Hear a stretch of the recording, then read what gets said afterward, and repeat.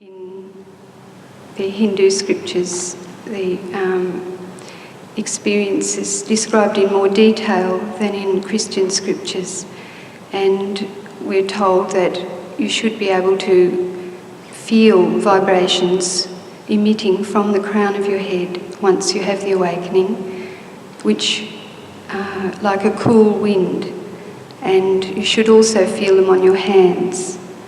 And in Muslim scriptures it's described as the ruh. And Muhammad said, I believe, that at this time people would become enlightened and their hands would speak. And once you have the experience of the awakening, your fingers become sensitive to the vibrations in yourself and in other people, and you can tell exactly what the condition of each person is and how their chakras are working, or if there's a problem there. And because the vibrations flow through through our hands and through our body and emit through our head, if you sit with your hands in this position, you'll probably start to feel the awakening coming while Mother's talking. And it's something that takes you beyond thought. You don't have to think about it or have a great intellectual understanding to appreciate it. In fact, children probably appreciate it more than most of us adults at first, because it is such a true experience. So if you would just be receptive and not try and think or worry about any words that seem a little bit different to what you're used to hearing. Just enjoy the experience. Thank you.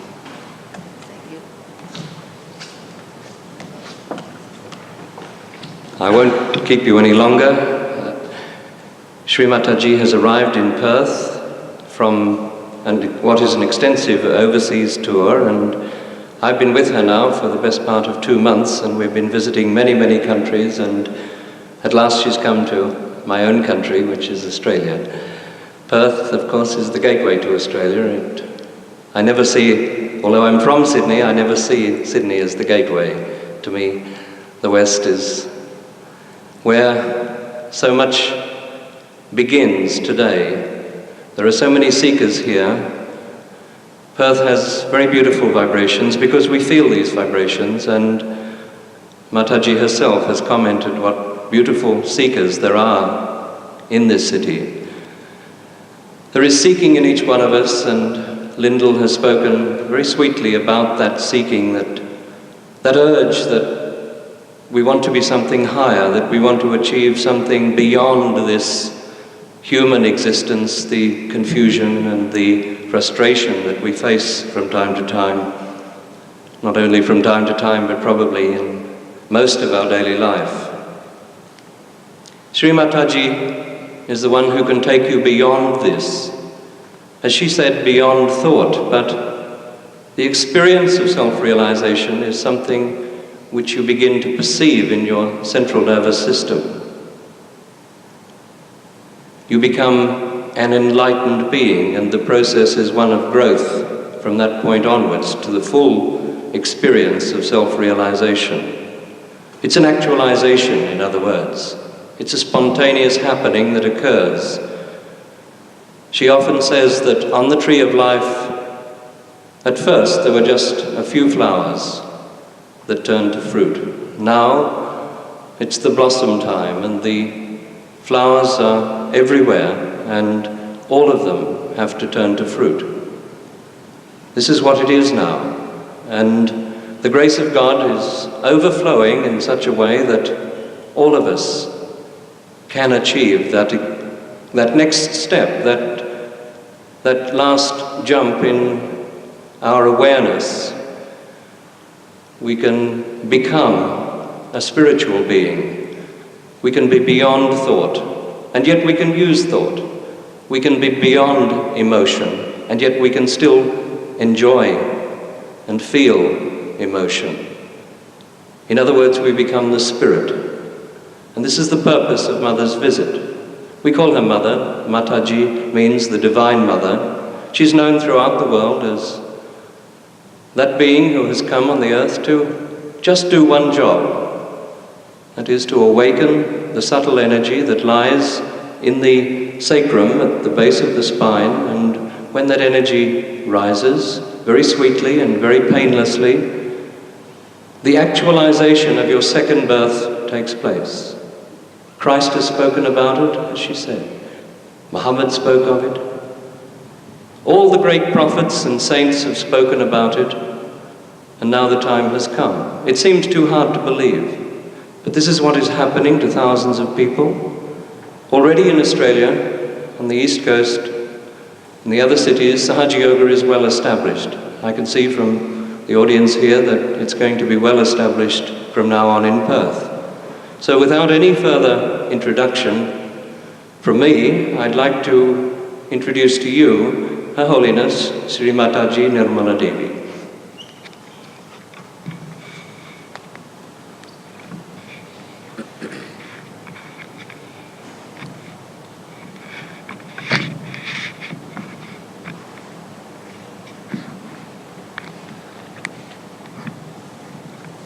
I think you're connected to the mains.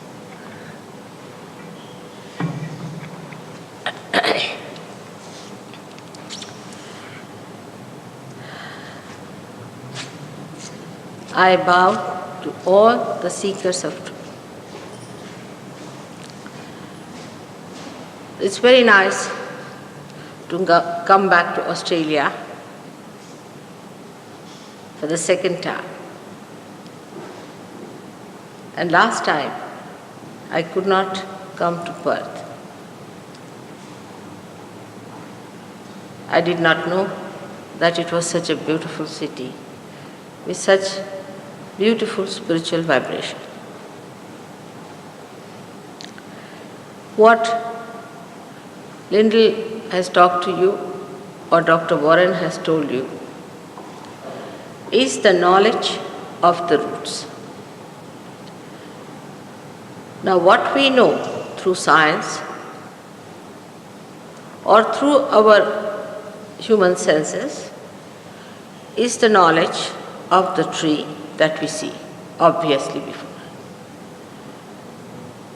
But this is the knowledge of the root. And if you have to nourish the plant, you have to water the roots. No use just plucking up some flowers or some leaves and treating them with something artificial. This knowledge can only be achieved if you can somehow or other go to the roots. For example, you are paying attention to me just now. But if I say, please pay attention to yourself, you cannot do it. You'll say, how, Mother? How to do it? So something has to happen within you which should attract your attention inside so that you can get your attention which is outside in connection with the spirit. And the attention then can be enlightened by the spirit. So to know the knowledge of this root, you have to become something more than a human being. Even Darwin, who did not believe in God, did say very clearly that if man has come so far, he has to go little further to explain himself. But as he did not try, the knowledge of the roots, whatever he said, was about what he saw apparently outside. To become the subtle has to be something very spontaneous. Has to be something very spontaneous. It cannot be done by thinking or by reading. Some people believe that if we read, we will go to God, or if we think about God, we will go to God. It's not true. If it was so, why did Christ say that you are to be born again?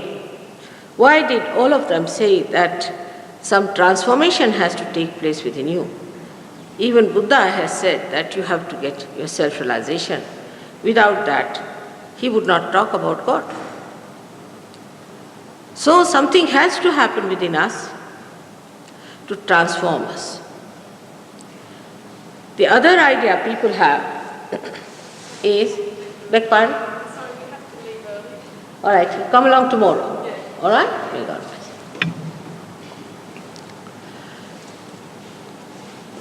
So something has to happen within us which is spontaneous.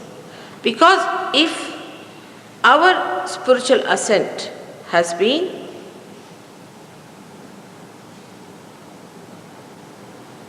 the result of a living process, the further movement has to be living again. So we have to understand, first point, logically we should understand what we should expect about self-realization, that it has to be spontaneous. You cannot work it out. You cannot become.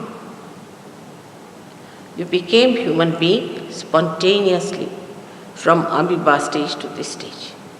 And if you have to become something more, it has to be spontaneous by the force which resides within you. Like the force that resides in a seed which spontaneously becomes germinated when it is put in the Mother Earth. If you read a book, you cannot do it. If you stand on your head, you can't do it. If you jump, you do what you like, it's not going to happen. You have to put it in the womb of the Mother Earth so that the seed should be germinated. It's the capacity of the Mother Earth, it's the quality of the Mother Earth that gives that spontaneous germination to a seed. Now, every day in life, we see so many living things happening, like a flower becoming a fruit. But we take it for granted. We don't understand that we cannot transform a flower into a fruit.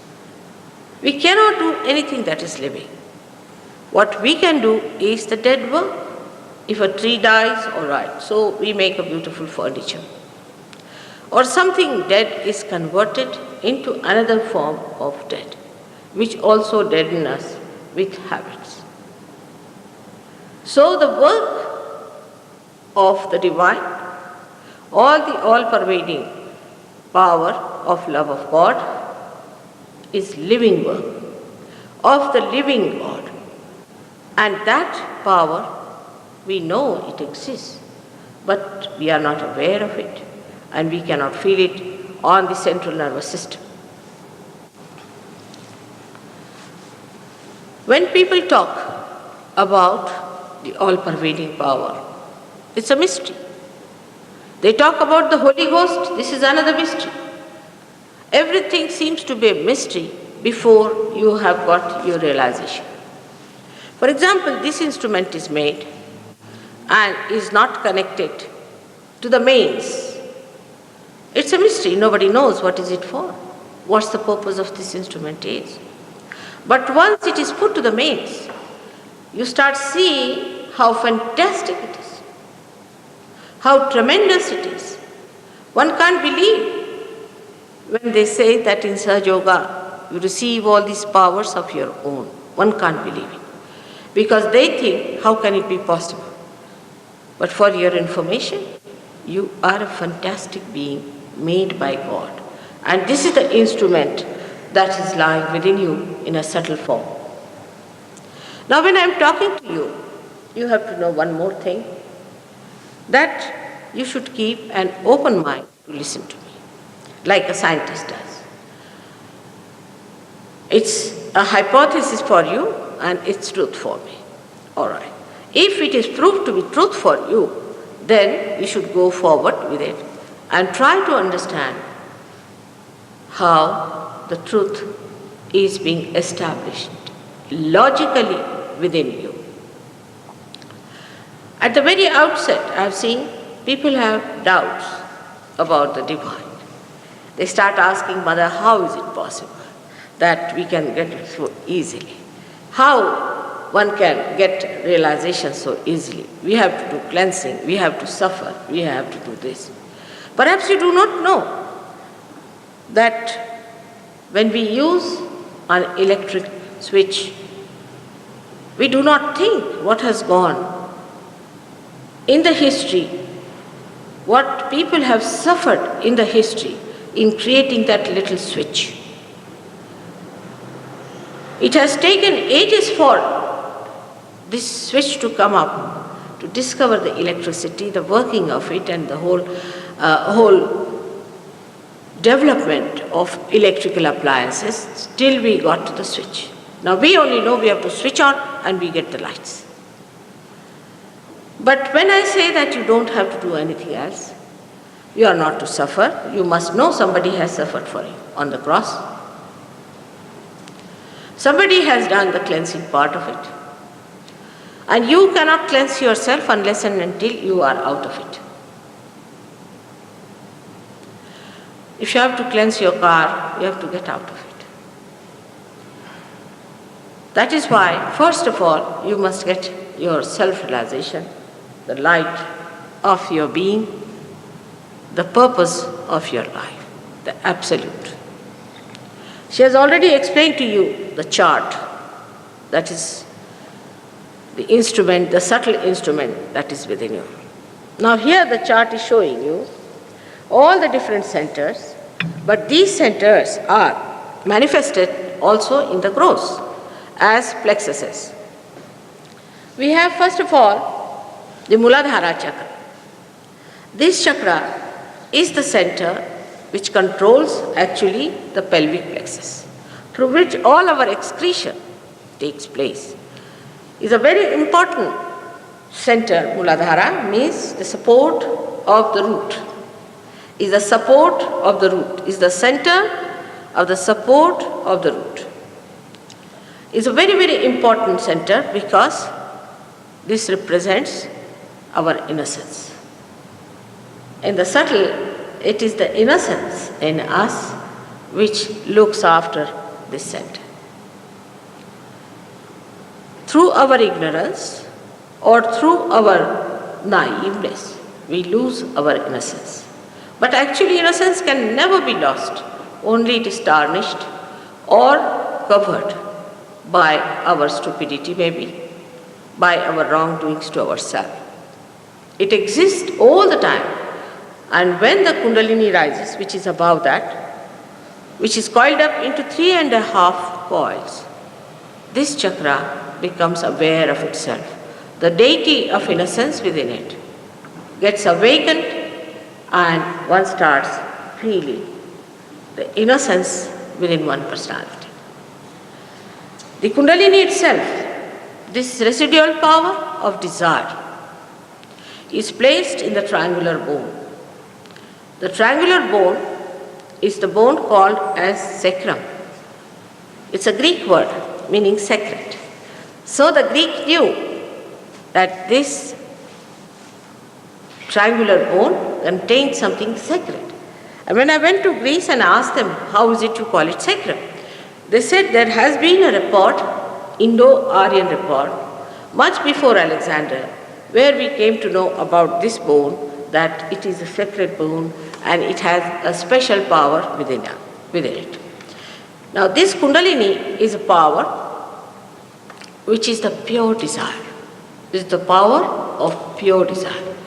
While the other, if you see the blue line, the left side power, within us, which starts from the right at the back and goes to the left, is the power of desire, but not pure desire, because this can be made impure. And all other desires, but the desire to be one with the divine, are corruptible, can be wrong, can be confusing. As you know, in economics, it is said that no desire is satiable in general. Because you want to buy a house, you want to buy a car, then you want to buy that and buy another thing. You are never satisfied with matter. So, this desire, which is lying in the sacrum bone, absolutely in its pure form, the pure desire to be one with the divine, is the one that gives you ultimate satisfaction and joy. It is so spontaneous that if people ask me how you do it, it's going to be difficult to explain at this level how it is done. As you cannot explain how a seed germinates and how it becomes a tree. All living things cannot be explained, only to be seen and to be felt within yourself. I will be able to tell you tomorrow more about these centers, what are these centers and what are they related to you. In any case, I hope you have the books now when you go. You can take these books with you and read them at home and see for yourself if you can understand what's written in those books. But here today, as an introduction, I would like to tell you certain questions always people have in their mind. For example, there have been many fake gurus coming from India, and they have been enticing many people abroad. And most of the newspaper people ask me about them. So I have to tell that you, of course, can blame these fake gurus. No doubt that they are sinister, they have been devilish, they have been money-oriented, I agree. But also that a seeker has to use his brains and must understand what he is seeking. If he just blindfolded go to these gurus, then what can one do about it? It's very sad because they are so naive. They must understand what we are seeking, what we are expecting, and what should happen to us. Now, some people don't understand that you cannot pay for God. You have not paid anything for becoming a human being. He doesn't understand money. Money is created only by human beings. God has not created money. He doesn't understand money at all. You cannot purchase God. You cannot purchase this knowledge. You cannot purchase your realization. None of the things that are related with God can be purchased with money. Anybody who tries to take money from you in the name of God is a parasite. Not only a parasite, but I would say a person who is anti-God, because that is how he is maligning the name of God. It cannot be purchased, it cannot be sold, it cannot be organized, it cannot be maneuvered. We cannot have an organization of God. We cannot organize him. He is the way he is. We cannot tell him, now you come along every Sunday to our church. He won't.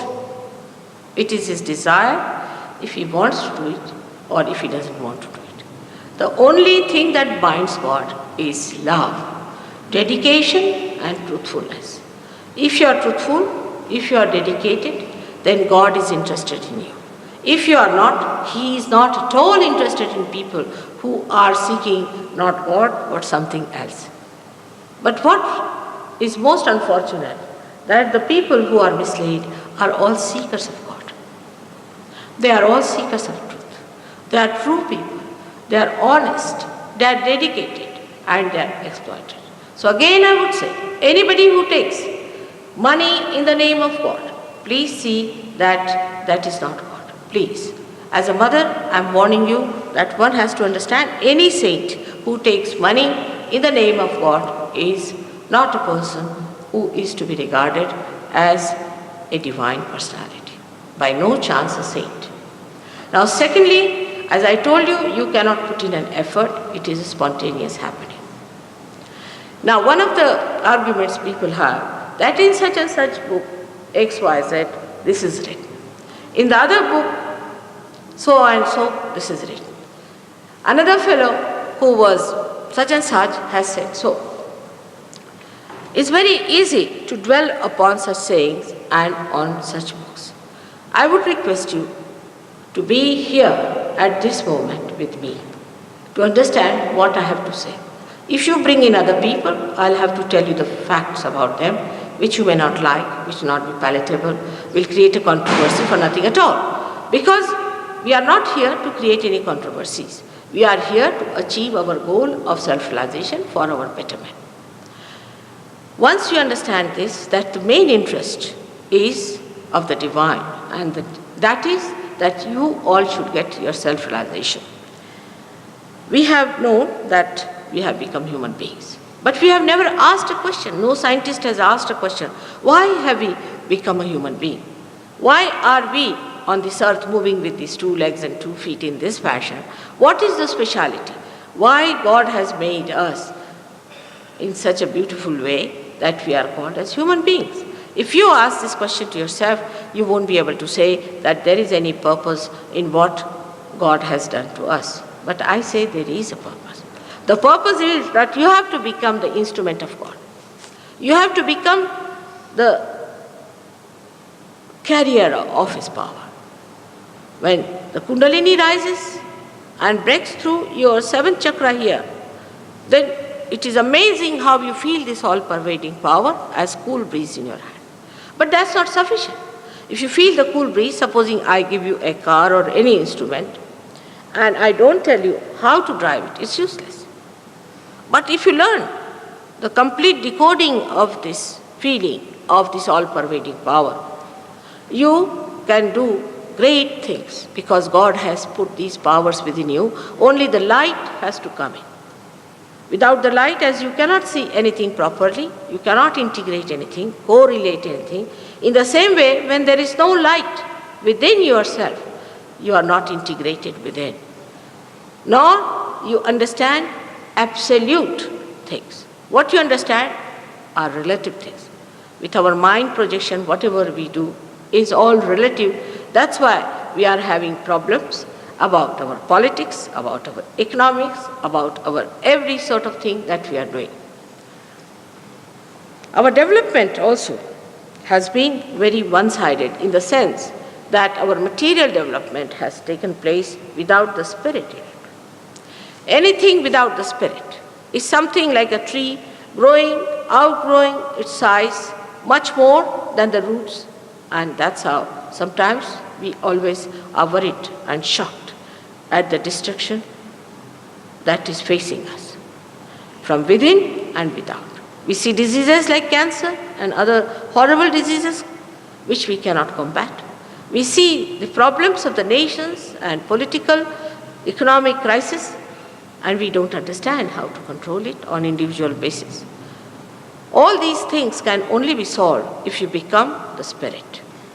The spirit is within you, the link with the whole. Like the microcosm, the whole, you are a part and parcel of that. Like my finger is part and parcel of the whole. Now, if there's any pain in my finger, I can feel the whole. In the same way, once I become aware of my spirit, I can feel the whole. I become collectively conscious. I do not talk about it. I do not say that you are now brothers and sisters, but it just happens that on your fingertips you start feeling others very clearly. Their centers, their problems, your problems, and also you know methods how to clear it out. Compassion, people talk of giving compassion, looking after people and doing good to them. But this compassion talks. It doesn't solve the problem. But the compassion that flows from you works. It works out. It helps people in a way that they are not aware of it. For example, in India, we had one Indian who got realization in a village. He was a farmer, he went back, and he gave realization to so many people that it is unbelievable how he could manage such a lot of population to come to Sahaja Yoga. But he told me that certain incidents, like a man came to me and he was an alcoholic. And he came to me and he was about to beat me. And I was very quiet. I just told him, now don't beat me, sit down for a while. He sat down, and after some time I awakened his Kundalini. Overnight he gave up alcohol. Overnight he gave it. He became like a king. He said, what? I'm not going to drink anymore. It's not mental, but just he achieved his supreme thing, the highest thing, his purpose. And the whole being got glorified. So you start feeling your own powers. Actually, when you go to any guru, you must also find out from the disciples if they have achieved any powers or not. It is not important if a guru says, I am such and such. For example, the lady who came to interview me, she said, do you think you are the highest saint of India? No, I said, I never said so.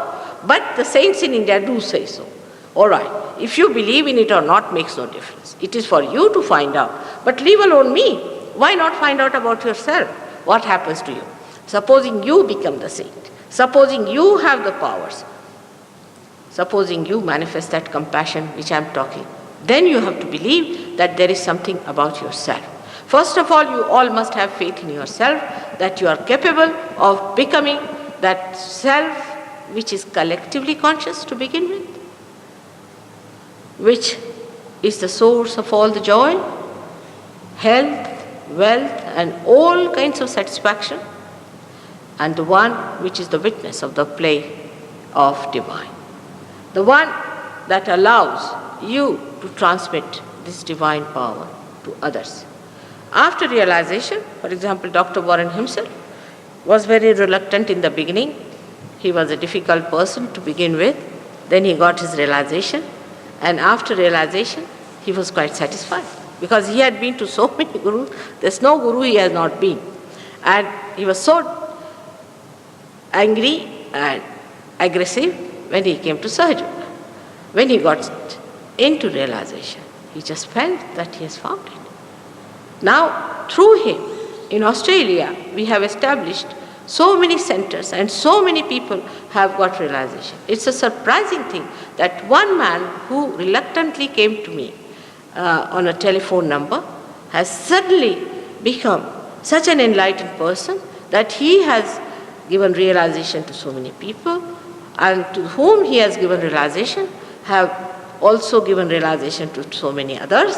Apart from that, they have cured diseases like cancer and all kinds of serious diseases we talk about. It's a fact. For this you cannot pay. That's one thing for sure. You cannot pay for it. It's all free. As this nature is free to give you everything that is essential and vital within you. In the same way, this knowledge has to be without any effort. Supposing if you have to learn about breathing, going to a library, how many of us would suffice? It is so vital that it has to be the easiest, the simplest, and everything that is living is so simple that we don't also bother to think about it. We take all this for granted. The subject is very wide. It has many aspects and dimensions. First, when the Kundalini rises, it crosses through this center, which is called as the Agya Chakra, which is the chakra of our Lord Jesus Christ. Tomorrow, I'll be telling you the names of all the deities who reside on these centers. Now, it is difficult for a scientist to accept that there are deities who are sitting on these chakras. But Socrates and Confucius, who were such ancient people, have talked about these gods, that we have to keep them pleased and you have to keep them all right. But those realized souls perhaps did not know. That's not easy to convince human beings who are not realized souls about these deities being within you. And they are all just waiting there. As soon as the Kundalini rises, you start manifesting your grandeur, your great personality that awaits you. This is something not fantastic to me, because I have seen thousands of people getting realization. Thousands of them feeling the cool breeze. Thousands of them transforming. Another thing one has to see in a person, in a guru, when you go to a guru, that is this the man giving any transformation to another person? Here they are smuggling, they are telling lies, they are killing people, and they have a guru. How can you have a guru when you are doing all these anti-God activities? All kinds of anti-God activities they are doing. They are hot-tempered, they are liars, they are intriguers, all sorts of things they will be doing, and they will be saying that we have a guru. Was this of such a guru who allows you to do all these things? It's better not to have such a guru who allows you to do that. Secondly, a guru, if you have a real one, he has to look after your health, minimum of minimum. But if you go to a guru and if you get epilepsy, or if you go to a guru and you get a bad head or some sort of a headache, then he says, all right, these are your sins, you better suffer. So one should ask a question to such a guru, that then why are you there? Why are we paying you for? If you can't even look after our health, what are we paying you for? There could be a guru who can teach you something like, he'll say that I'll make you fly. So you must ask the guru to fly himself. If the guru can fly, then you pay him. What's the use of paying a guru who just says you can fly? All right, you give me 6,000 pounds, I'll make you fly. Better ask the guru to fly and see that he flies. But people are so identified with the gurus that despite they become absolutely bankrupt, finished, gone cases, still they are stick on to these gurus because they are mesmerized. They don't want to have their own self-realization. They don't want to have their own powers, but they want to abide by the so-called powers of their guru and all these things. They become absolutely hopeless cases, gone cases, good for nothing, lost people. But still they'll stick on to these people and will continue with it till they are perished as useless cabbages. It's a very common thing I've seen of some of the people who teach that you must starve. Now, you must starve. And the guru eats well, but all the disciples are starving and suffering. There's one thing more in Sahaja Yoga, you are not supposed to suffer anymore. There's no need to suffer. Christ has suffered. He suffered for us. Now, no more suffering is needed for any one of you. Tomorrow, I'll tell you how when Christ is awakened, you can feel your so-called karmas and your so-called egos and all that just are sucked in. Here, as you will see, an ego is created with this right side power called as the Kriya Shakti, is the power of action. And when it moves further and further and touches the other side, which is the super ego, then in the center here on the fontanelle bone area, a calcification takes place. And when that happens, you develop your I-ness. You become I, Mr. Second eye, Mr. Third eye. Now this is like an egg, we can say, which has to be transformed into a bird. In Sanskrit, a realized soul is called as Dvijaha, means twice born. And also a bird is called as twice born. In the same way, a human being, which looks so insipid, so boring, so useless, sometimes he also condemns himself for nothing at all. Sometimes you find him so bombastic, so egoistical, so horrible, so aggressive. All these people are nothing but these little eggs. Only thing what one has to do is to transform them into the bird. The bird that is a free bird, which understands what is wrong with you, what is wrong with others, and how to correct yourself. Because the spirit is the master, is the guru. Your spirit is your master. You are your own master. You become your own master and you start understanding everything one by one. I am just your mother. I'll decode for you. I'll tell you what is what is this. Once you understand that and you start finding it out, you yourself will be amazed that not only that you can cure yourself, you can raise your own kundalini, you can work it out on yourself and keep your transformation moving further and further, but you become entitled, endowed with powers that you can give realizations to others. You can do all these things by yourself. And it is such a remarkable thing which must be achieved. Because if you see the condition of this world today, it is in a very big mess. I don't know if people understand it, what we are facing. We are just like the tree, as I told you, which has lost its roots. And any time we can be destroyed. It is very important today that all of us must seek and find the Spirit. Everybody who has told this, they were not liars. They are not telling us wrong things.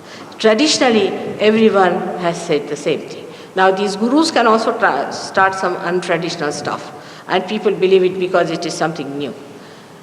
This is the higher evolution of a person where you arrive at a point where you become the witness of the play of the whole game.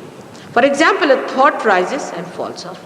Another thought rises and falls off. Between this thought, there is a little space, and this space is the present. Why? We live in the present or the past. But we live in the present. We don't live in the present, but we live in the future or in the past. Now, the past doesn't exist because it's over, and the present doesn't exist at all. So our thoughts are all the time moving like that. If somehow you can stop yourself at the point that is the present, then you start enjoying the dynamics of every moment which you live. And that's what is achieved through Kundalini awakening. As I told you, this subject matter is very great. In an introduction, I have tried to cover lots of points which people have been asking me all over the world. And if you have any new points to ask me, I'll be very happy to answer you. Tomorrow, I'll tell you actually what happens when the Kundalini rises. I would like you to ask me questions, and after that, we will have the session of realization, which may take hardly 10 to 15 minutes. May God bless you. Can I have questions from you?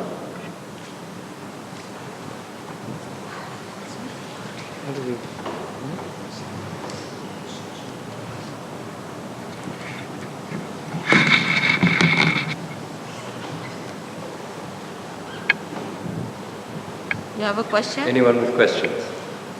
This is the best way to Yes, please. Yes. open the talk. Did you say the mind is the spirit? Did you say the mind is the spirit? No. Tomorrow I'll tell you the difference, but if you want, I'll tell you. Mind and spirit are two different.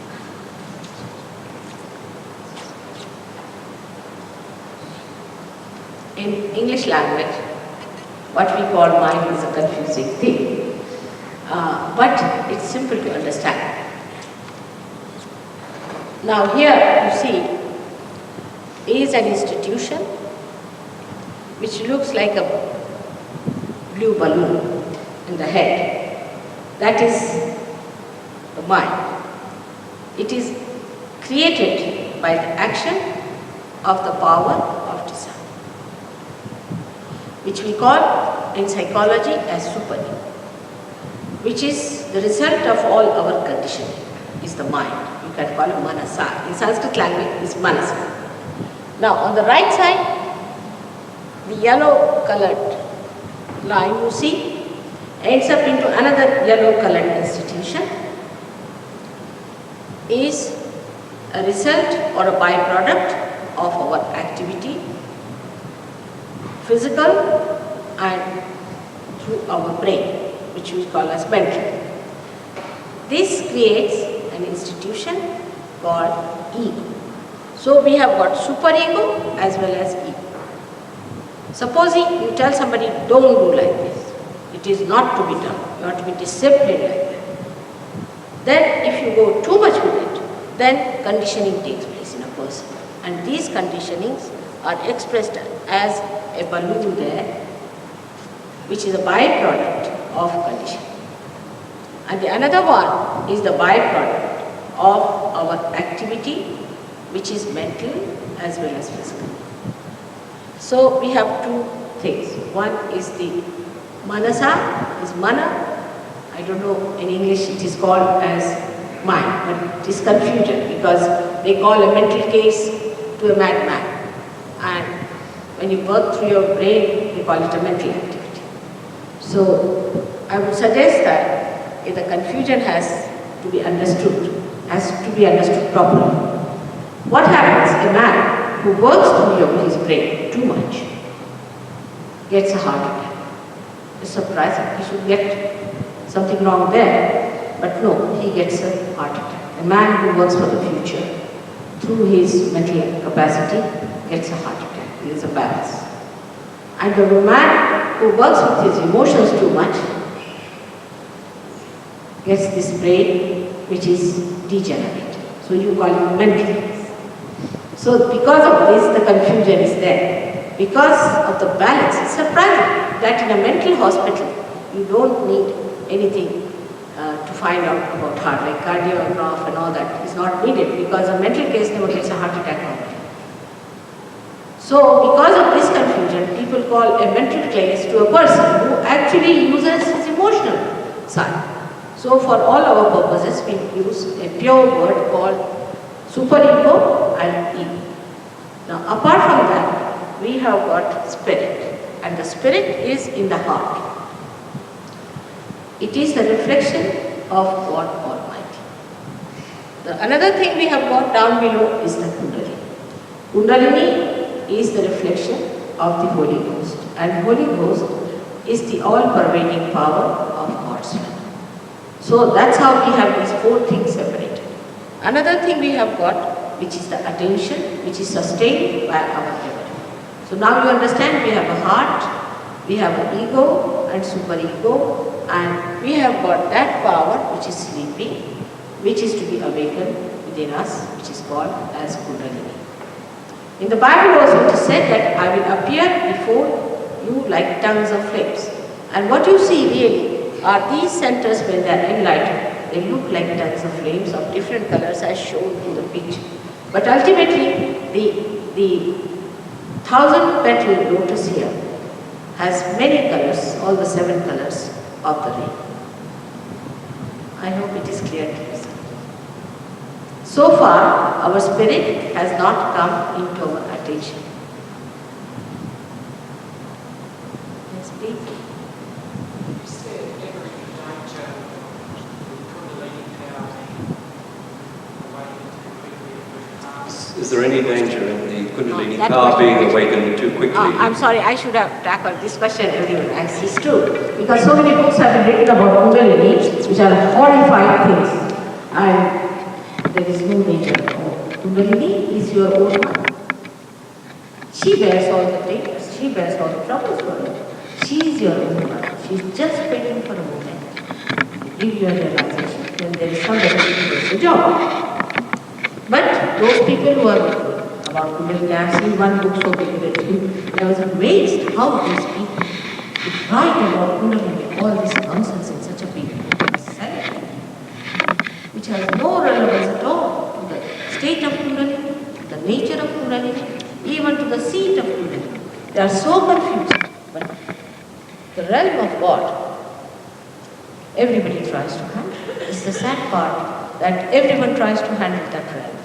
And they can say whatever they like. There is no danger at all. We have given realization to thousands and thousands of people. Of course, when the Kundalini is rising, if you have any opposition within yourself due to your disease or trouble, maybe little bit you might feel hot in the hand, but nothing more than that or less than that. It's a very beautiful experience, very pleasant and great pleasure to me. Yes?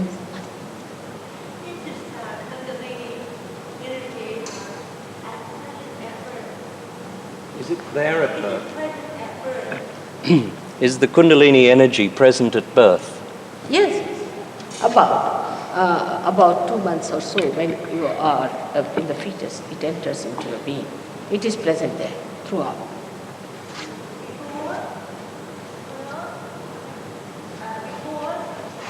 Is it present before birth?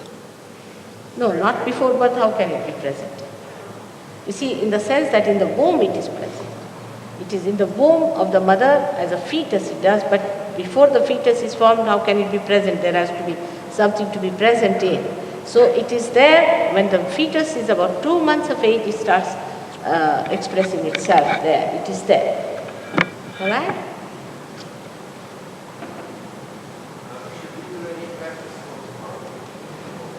4. Should we practice anything? I see. Should they practice anything for tomorrow? Could I make an announcement about the workshop? All right. We hadn't told you, but tomorrow during the day we've got a workshop for those that would like to come along. It may be a little inconvenient, but for those that would like to come along, there's a place where Today we'll work it out also. you can come along, but we'll make an announcement at the end of the program. The answer is yes, but Mataji will show you at the end of the lecture after you've had the experience. Seems to be a great secret. Is there any other question, please? Is the spontaneous Kundalini awakening, other than accidental awakenings, is it relatively new, created only by you? Is this spontaneous awakening, as opposed to the more dangerous awakening that occurs by some people, due to your power? It's very embarrassing.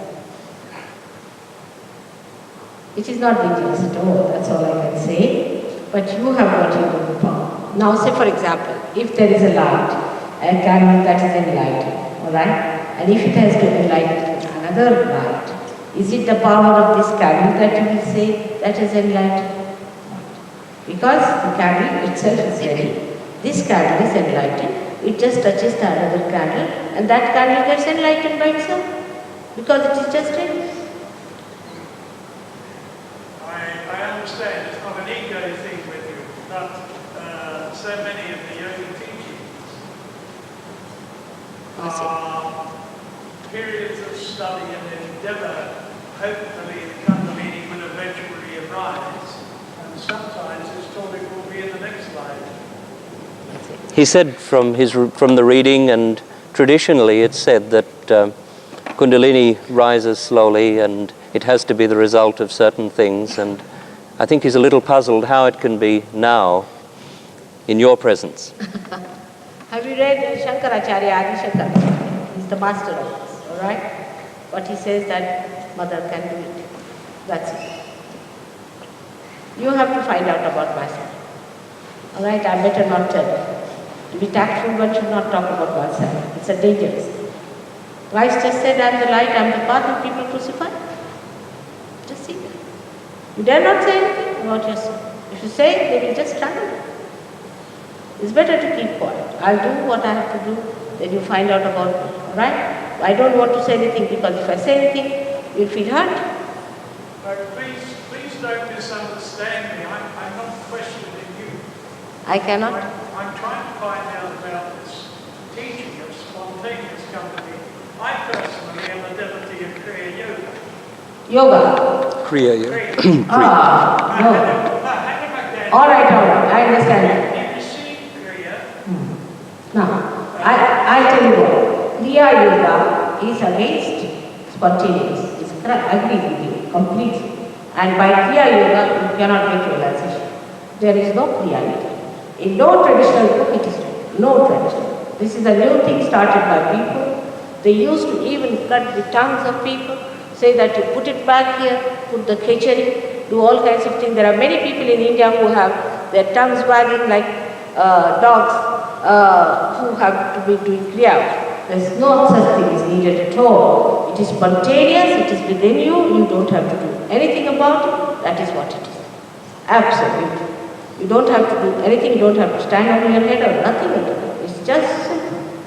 So Kriya Yoga is not Sahaja. Is not Sahaja means, Saha means with and Ja is born. It's spontaneous. It is a spontaneous thing, you don't have to do anything about it. Nothing.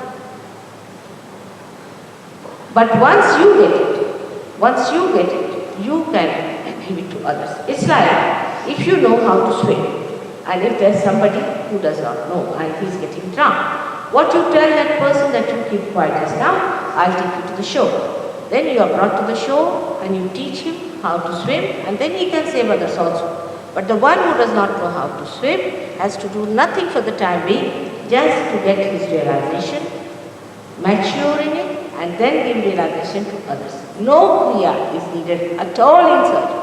Actually, it is not at all traditional. It is a very recent stuff that has come. If you read Kabir Das, if you read Adi Shankaracharya in the 6th century, if you read other people, Markandeya in the 14th century, you will be amazed that they have said the same thing what I am saying. This is traditional, but these new gurus came up and they started talking about this and that, but it is not so. Nobody has achieved realization by Kriya. I have not met one. On the contrary, they come to me as patients. I must say, I am sorry to say, but it is so. People have spent so much money. From India, they have gone all the way to America to do Kriya Yoga, and they are just suffering. Nobody has achieved anything. So now whatever you have done is finished. Now you be interested in yourself and in your seeking. Just forget it, whatever you have done. Now what you have to do is to just get your realization and work it out. Forget it, whatever you have been doing, because you have not yet achieved the result. So forget it and see for yourself without any kriya you receive it or not. It is all described, but the trouble is all Sanskrit books which are authentic are not being translated. So it's not traditional at all. Christ never said you have to do anything like that. Nobody has said it. Everybody has talked of spontaneous happening. Even Martin Luther, when he tried to change people from Catholicism, he talked of spontaneity. He was also realized so, but later on his followers tried to make a mess of everything. In the same way, Christ also talked of the same thing. Did they say that you have to stand on your head, cut your tongues, put them back, push it back? All these things are absolutely not good. It's very harmful. One should never do it.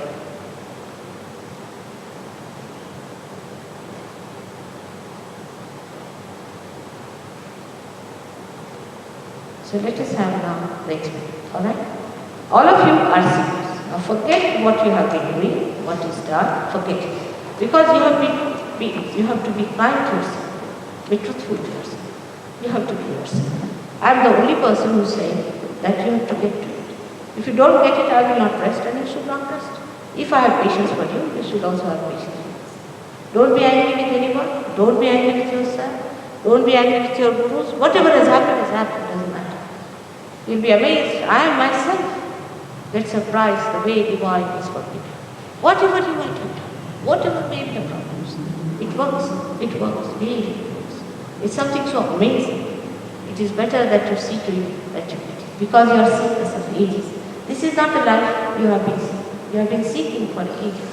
And today the time has come, that's why you are here, to get it. So please just get your realization. Forget the past. May God bless you.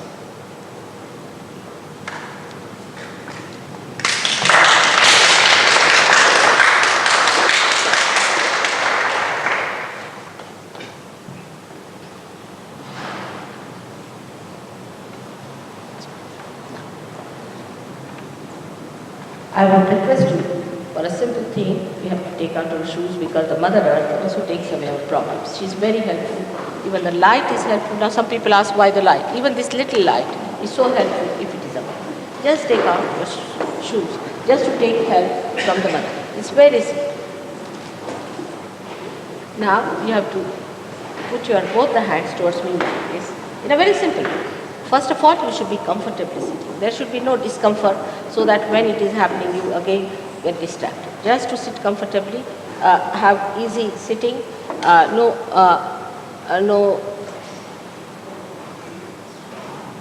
tightening in the neck or